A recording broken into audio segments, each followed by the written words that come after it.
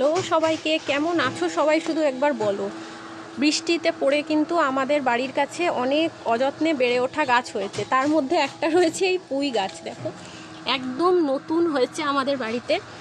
আর সব থেকে ইন্টারেস্টিং যেটা যার জন্য আজকে আমি ভিডিওটা করছি সেটা হলো এই যে জাস্ট দেখো, যেটাকে বাংলা ভাষায় আমরা বলি ব্যাঙের ছাতা, সেটা কিন্তু আসলে ব্যাঙের ছাতা নয়, এগুলো আসলে ফাঙ্গাস। খুবই সুন্দর দেখতে, দেখেই ভালো লাগছে, দেখতে পাচ্ছ। আর আমাদের সবথেকে জিনিস এইখানে হচ্ছে আমাদের সমস্ত সবজি টবজি ফেলা হয়, যেখানে কিন্তু আমরা অর্গ্যানিক ম্যানিওর বানাই।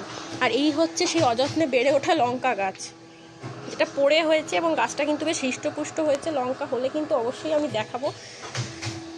সবথেকে ইন্টারেস্টিং হচ্ছে আমাদের এই 3 বছরের পুরনো লেবু গাছটা, দেখতে পেয়েছো? লেবু গাছে ভর্তি লেবু।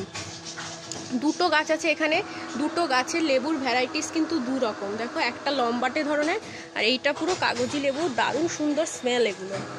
ঠিক আছে, কেমন লাগলো কিন্তু আজকের ভিডিওটা জানিও।